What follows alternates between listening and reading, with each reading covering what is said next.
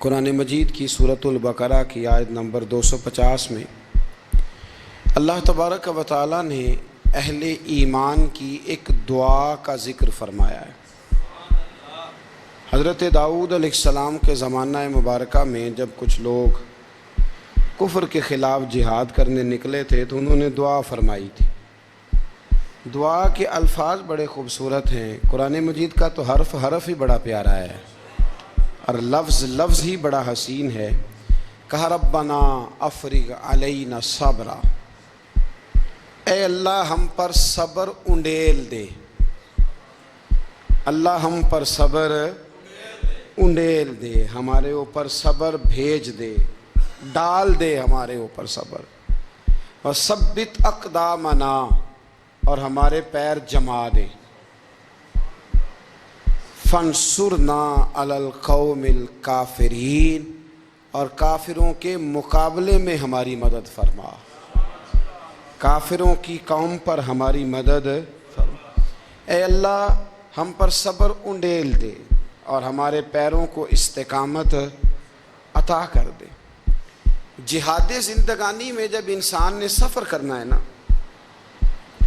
तो अगर वो कमज़ोर पड़ेगा तो सफ़र नहीं कर सकेगा, घबरा जाएगा तो सफ़र नहीं कर सकेगा। क्या कहा था इकबाल ने, तुंदिए बादे मुखालिफ से ना घबरा ए उकाब, ये तो चलती है तुझे, ये तो चलती है तुझे ऊंचा उड़ाने के लिए। ऊंचा उड़ाने के मैंने सुना है, मुझे पक्का नहीं पता, मैंने सुना है कि हवा तेज़ हो तो जहाज़ की स्पीड लोग बढ़ा देते हैं। मुखालिफ सिमत अगर हवा तेज़ हो तो जहाज़ की स्पीड, यानी वो अगर तेज़ चल रही है तो इधर से भी तेज़ चलेगी तो उसका सीना ज़रा जल्दी चीरा जाएगा और आगे बढ़ेगी। सब्र और इस्तिकामत, अगर आपने ज़िंदगानी में आगे बढ़ना है तो इन दो चीज़ों का वजूद आपके साथ होना बड़ा ही ज़रूरी है। हमारे मिजाजों में बड़ी जल्दी बेसब्री आ जाती है, पाए से बात नहीं होते, किसी बात में ठहराव नहीं होता, तबीयत के अंदर वो वाला मिजाज नहीं होता जो इंसान को आगे लेके चलता है, जो उसको आगे बढ़ाता है।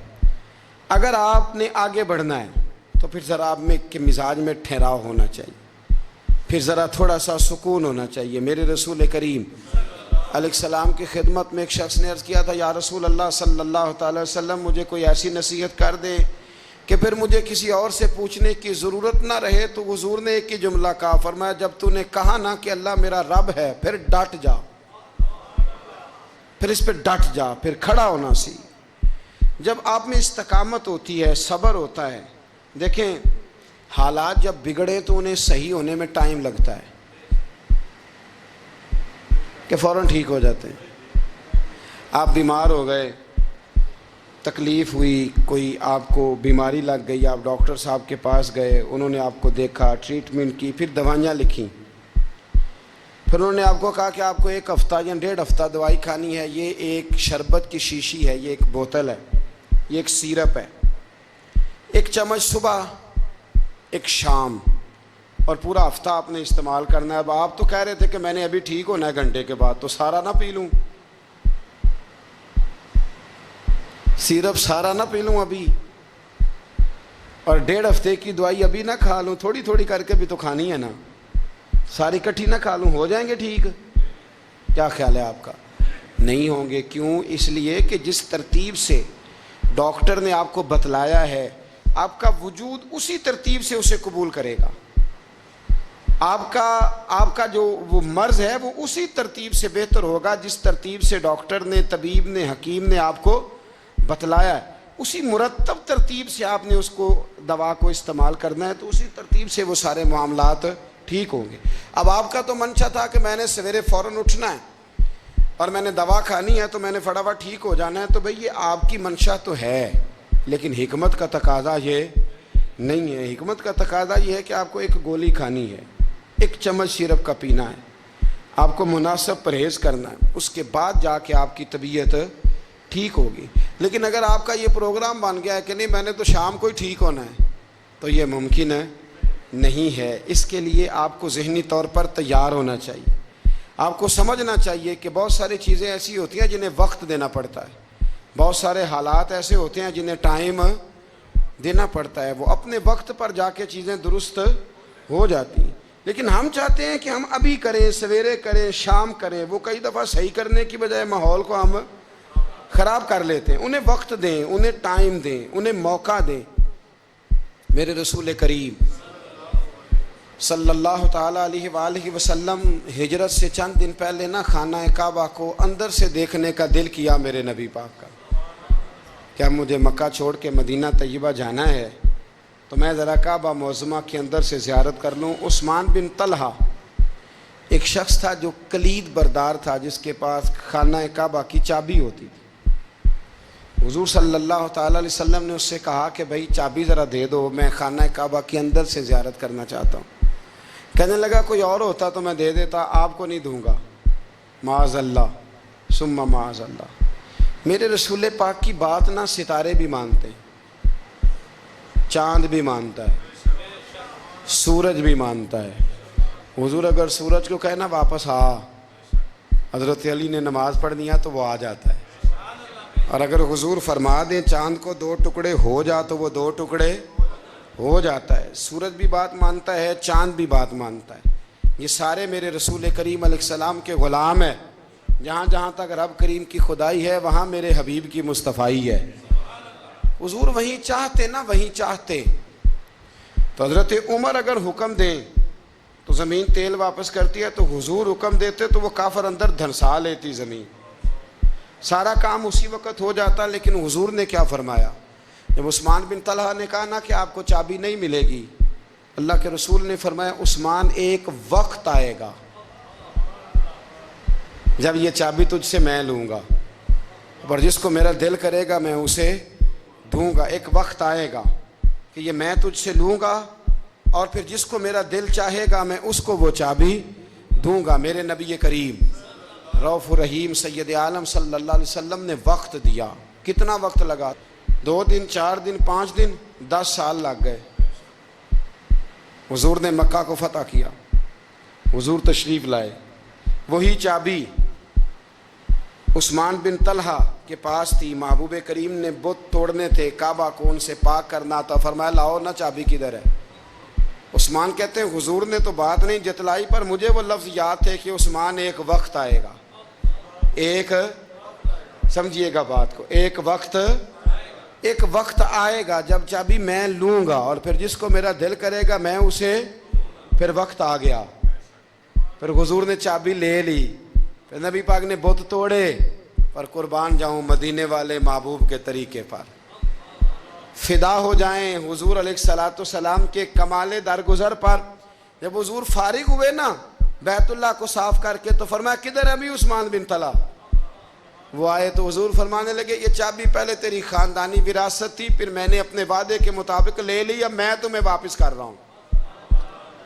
अब ये चाबी मैं तुम्हें वापस कर रहा हूँ, मैं ये चाबी मैं तुम्हें दे रहा हूँ, लिहाजा अब तेरी नस्ल से भी क़यामत तक कोई नहीं लेगा, मैं तुम्हें ये चाबी दे रहा हूँ। तो भाई वक्त का इंतज़ार करें। और उस्मान बिन तलहा कहते हैं मैंने हुजूर का ये कमाले करम देखा तो मैं कलमा ही पढ़ गया, मैं मुसलमान ही हो गया। वक्त को देखें, वक्त का इंतज़ार करें, आने वाला टाइम देखें। हम ना टाइम नहीं देते, हमें जल्दी बड़ी है। कारोबार ठीक हो जाए तो शाम को हो जाए, बच्चा तंदुरुस्त हो जाए तो फिर शाम को हो जाए, मुखालिफिन ठीक हो जाए तो शाम को हो जाए। हमारे सारे काम शाम से पहले पहले, बल्कि जो वली बनना चाहता है वो भी कहता है 1.25 घंटे में बना दो, लेट ना करो। क्योंकि बहुत सारे तो कहते हैं ये एक नज़र करें। मैंने कहा आप कोई अमल भी करें ना, आप थोड़ी मेहनत भी करें ना। कहते हैं एक नज़र करें। हमारे दरवेश कहा करते थे कि आजकल मुरीद कहते हैं ना नमाज पढ़ाओ, ना रोज़ा रखाओ, ना वजीफ़ा कराओ, ना कोई और काम कराओ, सानू एवं ही बख्शाओ। तो भाई अल्लाह ने खुद 5 नमाजें फ़र्ज़ की हैं, रमज़ान के रोज़े फ़र्ज़ किए हैं, ज़कात फ़र्ज़। तो जब अल्लाह ने ज़िम्मेदारियाँ लगाई हैं तो फिर कौन है जो बग़ैर ज़िम्मेदारियों के आगे जाए।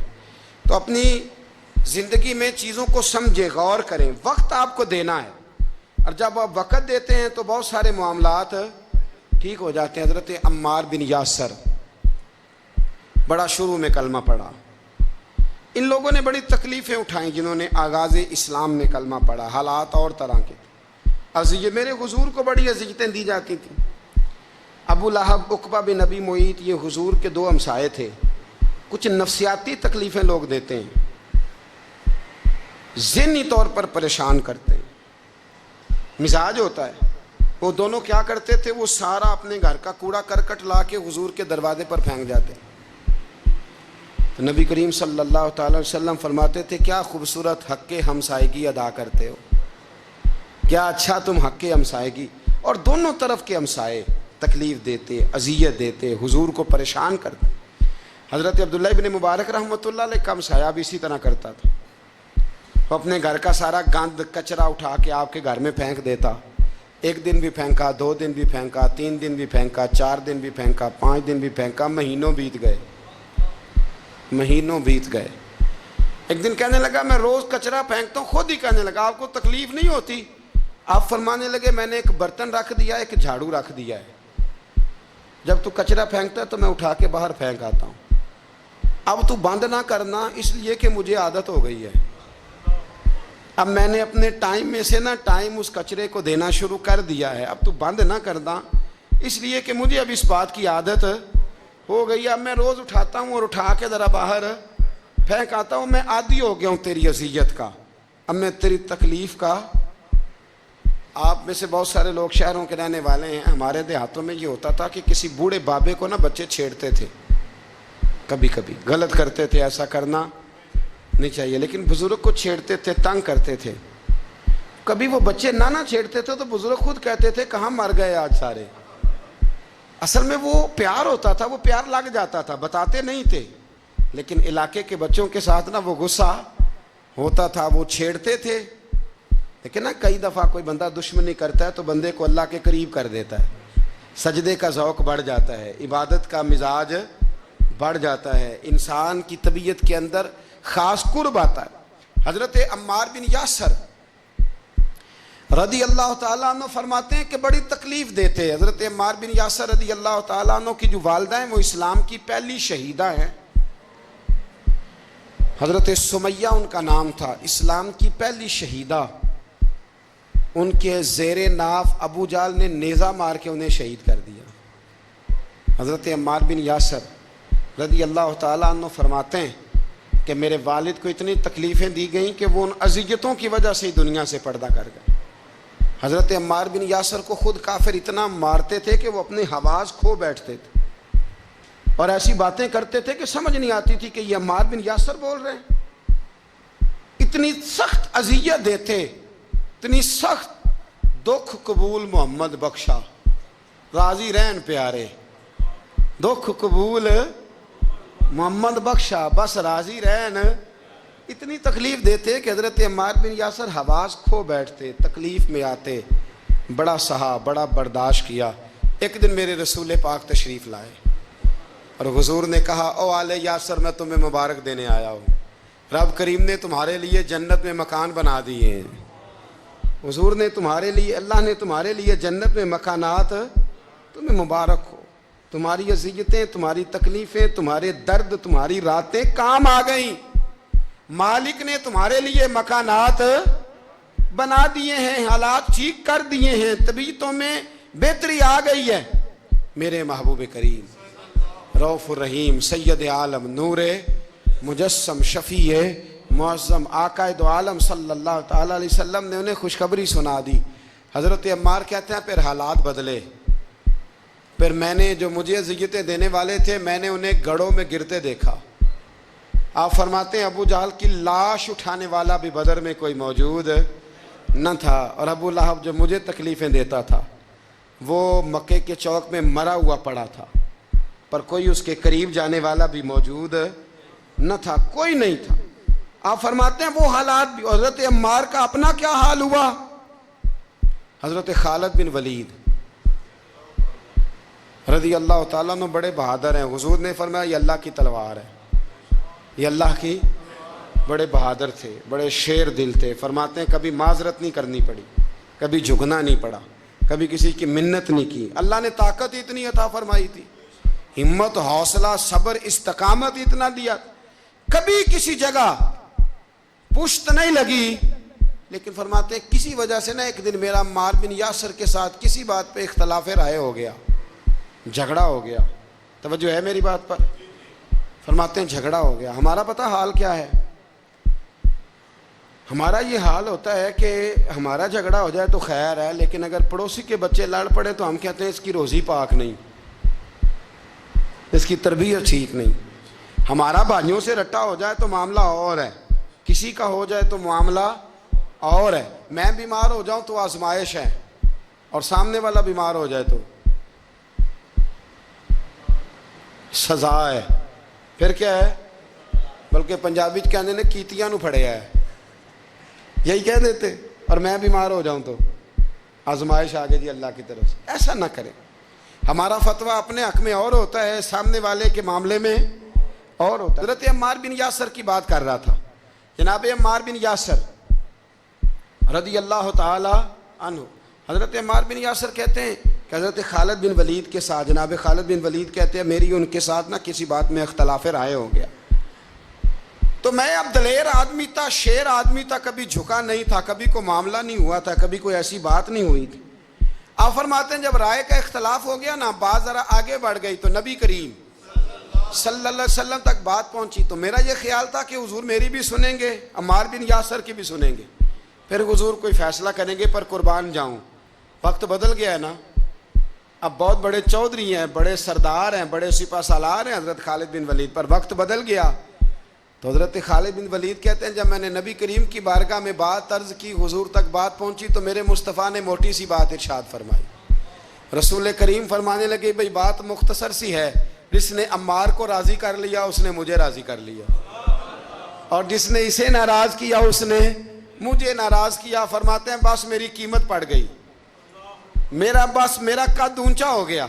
हज़रत खालिद बिन वलीद कहते हैं मैंने भी कहा अब बात क्या करनी है, अब तो गुजारिश ही करनी है, अब मुद्दा क्या सुनाना है, अब तो बात करनी है। फरमाते मैं आगे बढ़ा, और जैसे भी हुआ मैंने हज़रत अम्मार बिन यासर को राज़ी किया। हज़रत अम्मार कहते हैं एक वक्त वो था और एक वक्त ये है, जब दोनों वक्तों को देखता हूँ तो कहता हूँ अल्हम्दुलिल्लाह रब्बिल आलमीन। ये सारी तारीफ़ें उस रब के लिए हैं जो तमाम जहानों को पालने वाला। वक्त दें मामलात को, टाइम दें। आप देखें अल्लाह तबारक व तआला बड़ा करीम है, वक्त के साथ जब चीज़ें तब्दील होती हैं अपने टाइम के। हज़रत बिलाल हबशी रज़ी अल्लाह ताला, बड़ा मुश्किल नहीं, अकेला आदमी, गरीब आदमी, मक्के के सारे सरदारों के काबू आ गया। हज़रत हसन कहते हैं मैंने खुद अपनी आंखों से देखा, हज़रत बिलाल के गले में रस्सी डाल के बच्चे खींचा करते थे। यार खासा मुश्किल काम नहीं। उमैया बिन खलफ डंडों से मारता है, आपके हाथ और पैर चारपाई के नीचे रख के तो ऊपर बैठे रहते बड़ी बड़ी देर, बड़ी तकलीफ नहीं, बड़ी अजियत नहीं। लेकिन हज़रत बिलाल हबशी फरमाते हैं फिर मैंने वो सारे दुख मिटते देखे। वक्त बीत गया। वही उमैया बिन खलफ एक दिन घोड़े पे था, घोड़े अपने को तैयार कर रहा था, लगाम डाल रहा था। हुजूर अलैहिस्सलाम गुजरे तो फरमाया क्या कर रहे हो? कहने लगे इस घोड़े पर बैठ के आपको शहीद करूंगा। तो हुजूर फरमाने लगे तैयारी कर ले, तुझे कत्ल मैंने ही करना है। फिर जंग के मौके पे ना हल्की सी खराश लगाई रसूल पाक ने उसे, यहाँ गले पे, तड़पता था, रोता था, सिसकता था। लोग कहते थे उमैया क्या हो गया, इतना सियाना बंदा ये क्या करता है? तो कहने लगा तुम्हें पता नहीं मुझे तकलीफ कितनी है। ज़रब तो छोटी है पर तुम्हें पता नहीं लगाई किसने है तो छोटी पर तुम्हें खबर नहीं कि लगाई किसने है, किसने ये ज़रब लगा दी है। फिर तड़प कर सिसक कर मरा। हालात बदल जाते हैं, हालात में तब्दीलियाँ आ जाती। हम वक्त नहीं देना चाहते। हमारे अंदर जो हौसले की कमज़ोरी होती है, हमारे अंदर जो वो एक बहुत बड़ा मामला होता है कि किसी भी तरीके से ये मामला ख़त्म हो, किसी भी तरीके से शिफा हो, जल्द अज जल्द हम इस बात से निकलें, तो ये बात हमारी दुरुस्त नहीं है। हमें वक्त देना चाहिए। हज़रत सैयदना आसिम बिन साबित बिन कैस,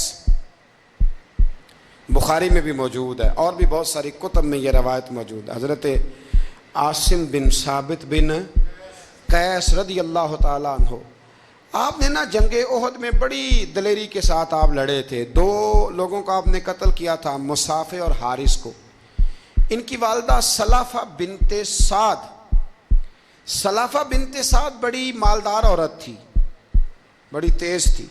उसने कसम खाई थी कि मेरे 2 बेटे चूंकि हजरत आसिम बिन साबित ने कत्ल कर दिए, उसने कसम खाई थी कि मैं ना माज़अल्लाह इन्हें कत्ल कराऊंगी और इनकी गर्दन उतरवाऊंगी और इनकी खोपड़ी में शराब भर के पीऊंगी।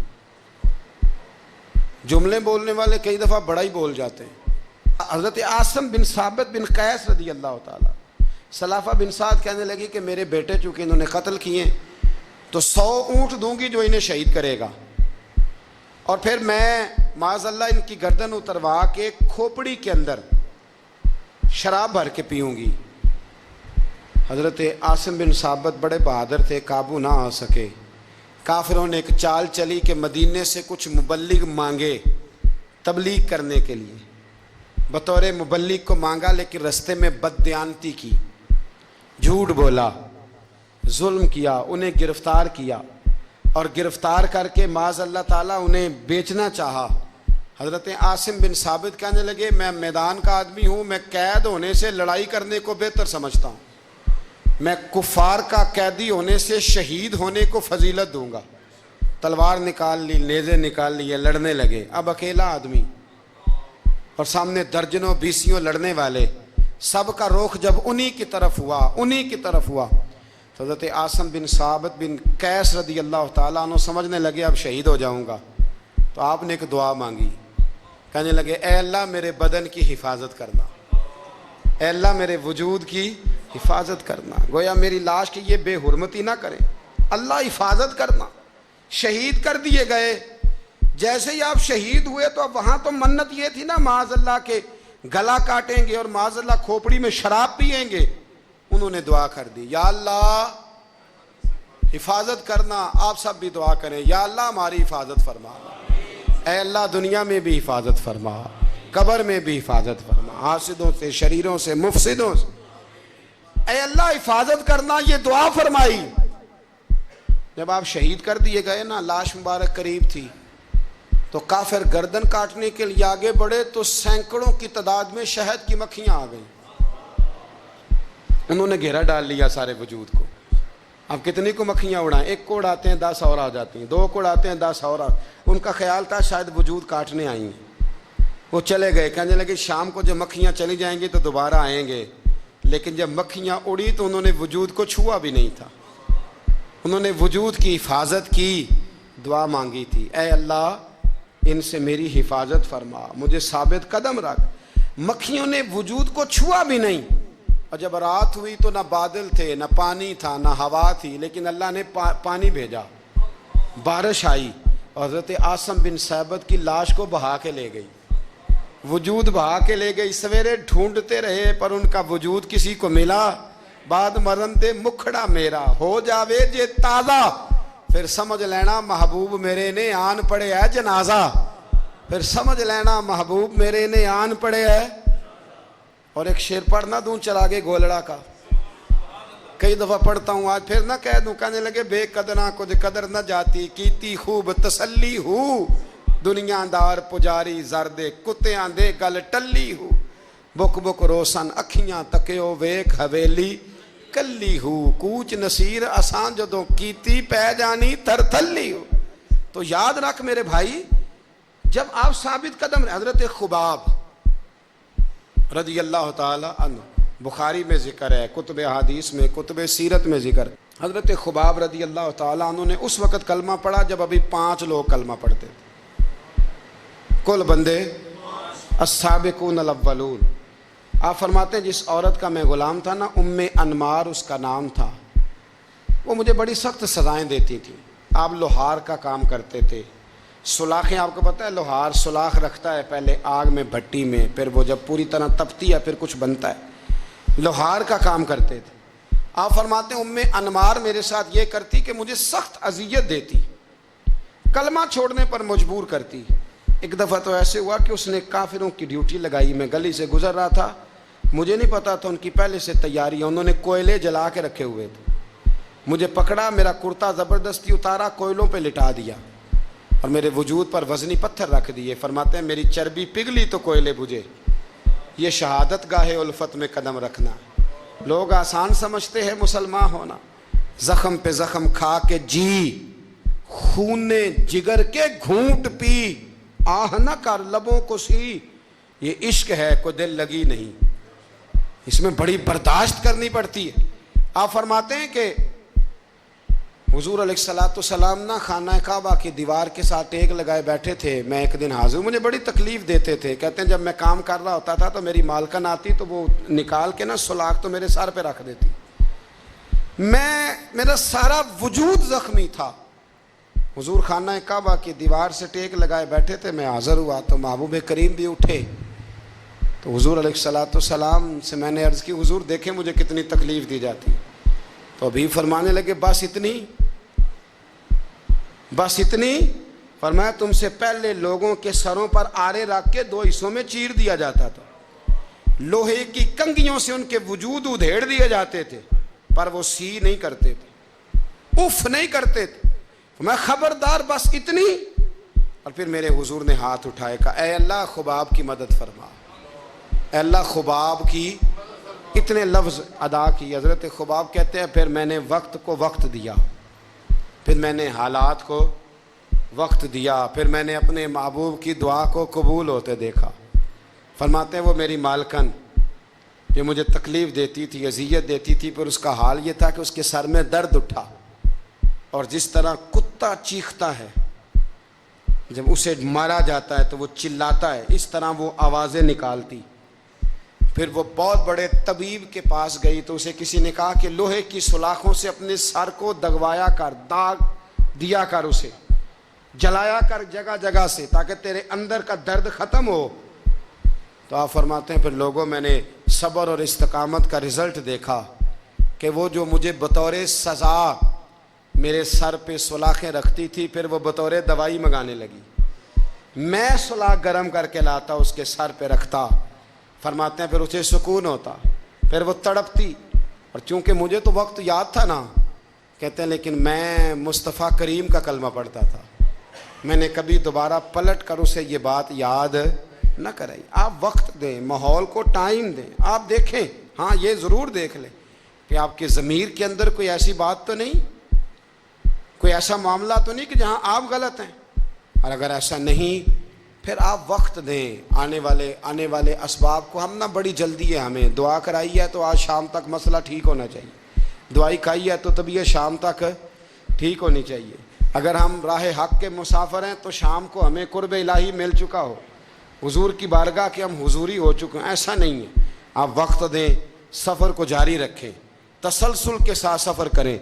सफ़र के लिए जितने असबाब की ज़रूरत है वो सारे इकट्ठे करें, मेहनत पूरी करें, जद्दोजहद पूरी करें, हिम्मत पूरी करें, लेकिन फिर नतीजा अपने रब करीम पे छोड़ दें, फिर रिज़ल्ट अपने अल्लाह। कई दफ़ा हमारी चाहत और होती है और अल्लाह की हिकमत और हो, तो अल्लाह की हिकमतों पर बहुत सारी चीज़ों को छोड़े। दुआ करता हूँ अल्लाह के हुजूर अल्लाह हमें समझने की तौफीक अता फ़रमाए। आखिर दावा या अनिल हम्दुलिल्लाहि रब्बिल आलमीन।